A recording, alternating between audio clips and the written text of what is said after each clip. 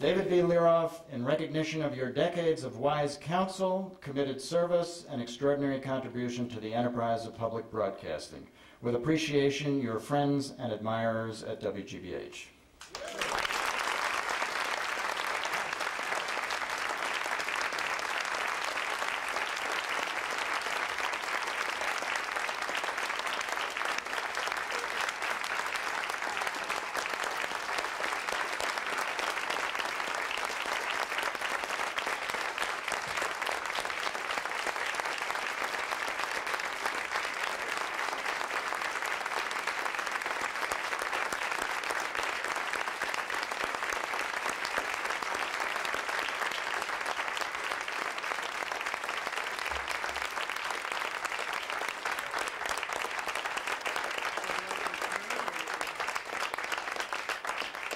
So on the assumption that David might want to say a word or two, now would be the moment, David.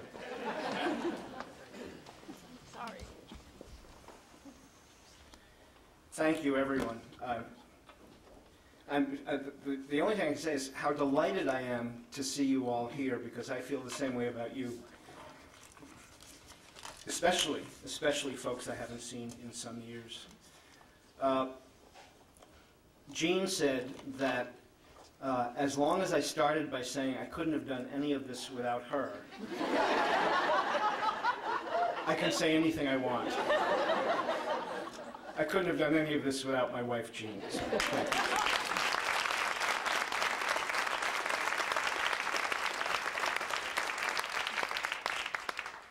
So, as you know by now, I joined GBH 28 years ago this summer. And I'm leaving because I think it's prudent to change employers at least once every quarter century. But I'm not saying goodbye to anybody. I'm heading off to CPB, as you know, which is just another branch of our extended public media family, and that's not just talk. I think I will continue to be very much involved in many of the things that are going on here and in your work. I've been extraordinarily fortunate, as Henry said, to have worn many hats while I've been here. And in fact, to have had the pleasure of working with many of you in this room. Last Friday, and it's wonderful to be in this studio for this event, last Friday I had a call from a longtime colleague who had visited with us here on Western Avenue many times over the years. And he empathized that it must be difficult for me to leave a facility which, along with many of you, I've come to know and love in all its funky glory. For all of the good fellowship we have shared here together, and for the extraordinary things that we have accomplished over the years on behalf of the people of Boston and America and the world.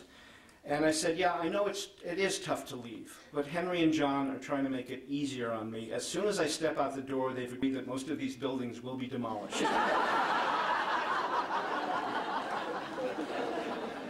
And I appreciate their understanding. Don't forget to wear your hard hats. When I joined GBH in '79, listen to this, we had 181 full-time staff and gross revenues of $30 million a year. 20 years later, under Henry's leadership, we had grown to 1,018 full-time staff and gross revenues of $215 million. Now, some of those who have joined us only recently openly disparage the work we did before their arrival, and of them I say, or to them I say, of course we could have done it better. But I need to disabuse you of the idea that it was the favorable climate for public media in the 80s and 90s which guaranteed our success. It doesn't take much digging to learn that during that same period, a number of our colleagues at the major producing stations came close to financial meltdown. The partial roster of near-death experiences is sobering. WNET New York, KCET Los Angeles, WTTW Chicago, WQED Pittsburgh, KQED San Francisco. But under Henry's leadership, WGBH was a noteworthy exception to that pattern. Someone here must have known what they were doing. Yeah, there's plenty of room for improvement in the way we do our business. We must change in fundamental ways. That's true of any organization of our age. But the key to our success in those years, as it continues to be today, is belief in our mission and remaining true to our commitments. And I won't go through the list of commitments now, but many of you should know them. They're on the website. One place you won't find them is on a P&L spreadsheet. When I arrived here, our first trial by fire in 1980 was our broadcast of Death of a Princess, which was executive produced by David Fanning. This is pre-Frontline, and written by David and Anthony Thomas. And it was my first major league lesson in journalistic independence and journalistic integrity. Very quickly, for those who may not know, it was a story that the Saudi royal family didn't want told. And so it was a story that the U.S. State Department and Mobil Oil Company, our largest corporate underwriter, didn't want told. Mobil took out an ad in the New York Times condemning the broadcast, but to their great credit, they continued to support us for many years after that.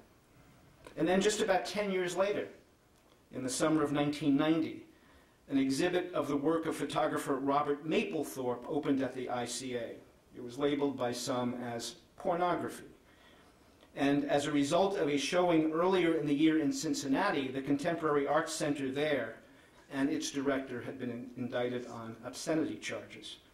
In Boston, both supporters and opponents of the exhibit complained that the media had been reluctant to describe or show the most controversial of the works. On July 31st, on the eve of the opening of the ICA exhibit, the photos, with appropriate alerts to viewers, were shown on the 10 o'clock news. With Henry's encouragement, we had decided to show the photographs because the best way to deal with the controversy was to let them be seen. Well, in May of '99, you will remember, it came to light, contrary to GBH policies, that some names from our donor list had been used for partisan political fundraising.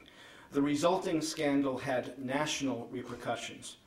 Locally, in the wake of the scandal, Henry had produced several radio and TV spots to explain what had happened and why it wouldn't happen again. The Globe published Henry's op-ed on the subject in mid-July of '99. As part of our effort to determine if we had damaged our reputation and to help figure out what to do next, we enlisted the assistance of a longtime Boston-based political consultant and public opinion pollster, John Martilla. In one day, John moderated 5 focus groups with WGBH members. At the end of the last session, and after a very long day, John came back into the viewing room on the other side of the glass, shaking his head in disbelief. "David," he said, "in all the many years I've been talking with people in this town about causes and political campaigns and publishers and institutions, I've never encountered an organization which is more trusted by its constituents than WGBH. To a person, these people are like the parents of a beloved child who's made a mistake. They are fully prepared to forgive the mistake.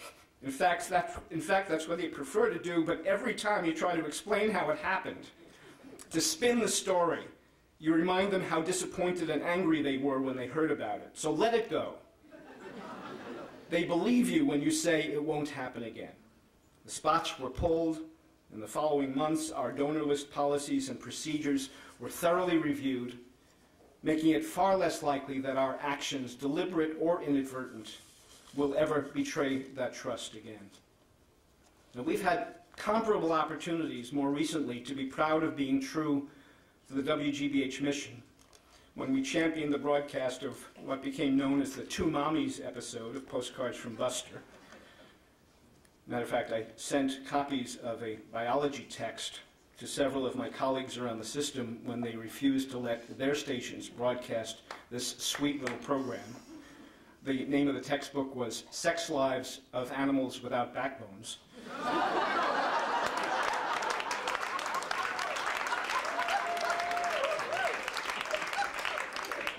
It's on Amazon. They've got plenty of copies of it. Or I've never been more proud of us than our continuing commitment to Between the Lions, because despite financial uncertainties or the many years-long struggle to keep that going, it now looks like we may see a break-even point some years out from now. But there is no accomplishment of which we collectively should be more proud than that series, which has had such a demonstrable impact on children around the country. We've also had opportunities to be proud of the many years-long successful struggle to maintain the WGBH archives in the face of calls literally to back up the dumpsters and throw that stuff out. Several of us in this room have been in those meetings. To ease the burden of that financial obligation, the true value of which is only now being glimpsed in this era of the long tail. The lesson we should all take away from this is that this organization and the interests of our intended beneficiaries and stakeholders has been best served when we have been true to our mission, even when that seemed to run counter to that quarter's P&L. And one final point. Writing in last Friday's Globe, columnist Brian McGrory wrote about the recent trend for New England-based businesses to move out of the area. He was writing about Quincy-based Dunkin' Donuts, which plans to expand nationally, and the determination expressed by the company's chairman to remain headquartered in Quincy. The chairman is quoted as saying, "When you make these financial decisions, sometimes you have to say, this is where we belong, and this is where we're going to stay. It's like family here," he said. And I have to tell you, it works. And here at WGBH, we too are like family, and it works. So thank you.